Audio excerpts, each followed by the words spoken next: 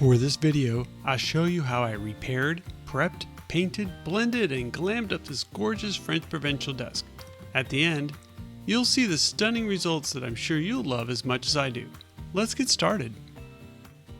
So on the back of the desk, there is a missing section of the scroll or lower decorative area. So I grabbed some wood you bend molding, and because I can heat it up and sand it, I cut a section that was just the right size to fill that gap. You can see here I'm just checking the size and measurement, and I'm going to heat that up. But first let me sand it a little bit, get it to shape, and then I used my heat gun, stuck it on my garage floor, heated it up a good bit, and then I can mold it into the shape that I want. That really helped save me a lot of time. For this step I used some rock hard water putty, mixed it up, and molded it around the missing spaces and let that dry overnight so I could sand it the next day. While that dried, it was time to tackle the top. It needed some serious work between missing veneer or stain, varnish, scratches, all the things that have been added to this desk over the years. It was time to give it a good sand down. It was not a solid wood top, it was more veneer, so I did have to be careful not to sand all the way through. But I want to get rid of all the scratches and imperfections as much as possible before I paint it. I thought it would be really nice to have a clear room to paint all the way edge to edge, so I did take off the wood trim just so that I wasn't hitting up against that trim as I top coated and painted. I'll repaint that and replace it towards the end of the project, and I think that saved me a little bit of time. After doing some cleaning with white lining, I applied a coat of gray B.O.S.S, which basically is going to help for any bleed through and give it a little bit of a priming coat. This is just me. This is so much fun, just painting that B.O.S.S on there, getting it all to a neutral color. This is the completed B.O.S S phase. On this view, you'll see that I've already painted some French linen chalk mineral paint color, and I'm just continuing that process. I wanted to go with something that was soft, neutral, and really gave it a classy look overall. Sometimes at this point I still haven't figured out exactly what I'm going to do with the project as far as blending, but I want to get the first coats on there and let my imagination kind of fill in the rest of the gaps. We'll speed it up a little bit so you don't have to watch all of the slow painting process. But I did have to paint all the sides because the back is equally as decorative as the front, meaning it was meant to be seen front and back.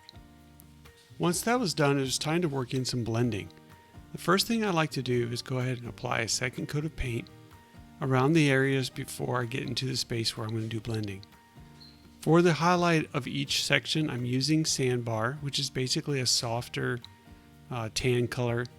So paint it up, get it wet, and work quickly, and use a soft touch. Those are my usually 3 rules. So here I'm using one of Dixie Belle's artist brushes. This is like the 1-inch brush, applying the sandbar where I want a little bit of a highlight. And this is kind of where I like to put it, especially when I have the decorative French Provincial hardware. So with the brush, I am doing a little bit of blending into the paint that's already there. Everything's still wet. Keep your misting bottle handy if you need to. Now I'm going to use another brush to softly blend it all together. I'm actually using one of my first Dixie Belle brushes, which is the oval small. You can tell it kind of has a little bit of a fanned feel to it, which really makes for a great blending brush. So keep those little brushes around. Because of the lighting in my studio, you may not see the highlight incredibly well, but it's going to dry and look just right when it's all said and done. But this is the same principle I'm going to take on all the different areas that I want to add a highlight. Right now I'm using back to French linen and touching up anywhere I feel like the sandbar may have been added. I wanted to add a little bit of a highlight to the corners also, so I'm adding French linen here. And once that's all applied, I came back in with sandbar and provided a little bit of highlight.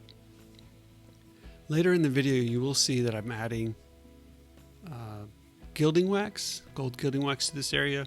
But I thought it'd be nice to have a little bit of a highlight to make that gilding wax pop off this section. A little soft touch to blend it in. This is the back. Here I'm adding the sandbar as well. I probably could have used a bigger brush, but I already got that brush with paint on it. So I'm probably painting about 1.5 feet wide and just getting the paint on there overall. I'm going to follow the same principles for painting this project by keep it wet, work quickly, and a light touch. So you see I'm not putting a ton of pressure on this, but the surface underneath is wet. I'll use my misting bottle occasionally, but only try to mist where you are going to be blending. Here the soft touch comes into play, taking the lighter tones into the base coat. Very simple process. Then I'm going to put a little bit down to the middle on the decorative section as well. Same sandbar, blend it into the French linen. Not a huge contrast, which actually makes for a very beautiful blend. So choose wisely when you choose your colors. The more contrast, the more difficult it may be to blend overall. The next step I'm going to take on this project is I'm going to do what I consider shading. Maybe almost creating a little bit of a vignette. First, you're going to mist the section you're painting and then apply the paint. I'm using an artist brush to apply Mud Puddle around the edges. Keeping it wet allows me to then come back with the French tip brush or the brush of your choice and soften that Mud Puddle paint into the already dry base coat. You remember we did some highlighting just moments ago. So here I'm using the French tip brush to soften the edges all the way around. Missed a spot there. The goal here is to blend in and remove any brush strokes and create a soft vignette. Again, I call it shading. And I use shading because sometimes I do it to add a darker area. Here I'm kind of creating a vignette. So however you want to describe it. But this creates a nice element of depth to the already beautiful contours of this drawer. And I'll do this technique to all 5 drawers. Right now I'm just using a wet rag to remove any of that mud puddle paint that I don't want in certain areas. It's already coming together really well. Next, I'm going to do shading on the legs. I want the eye to see a darker tone at the bottom and get lighter as it gets up to the top. So the first thing we'll do is we'll provide mud puddle or the chalk mineral paint of your color to the base. Notice I'm using the misting bottle to keep the product wet and the French tip brush softening it from paint, one color, up to dry paint. So basically you're almost removing or fading it out, not blending. In this view, you'll see me now switching over to Dixie Belle's Gold Gilding Wax. I'm using my finger. Sometimes I'll use a small brush, but my finger provides just the right amount of pressure and allows me just to hit the highlight areas of this section. And I'll do this on almost all the raised decorative areas, and definitely check out the photos near the end of the video to see where all I put this product. Just gentle, slow application. Again, a brush can work, but sometimes the brush gets in places you don't want. It may not be able to provide the pressure. But look how great that turned out. I polished all the hardware, applied gilding wax on all the raised decorative areas, even on the inlaid border sections also. I think the color choices were fantastic. I've never used Mud Puddle with French linen, and it just absolutely came together. Let us know in the comments what you think about this color combination and all the other tips and tricks that we shared in this demonstration.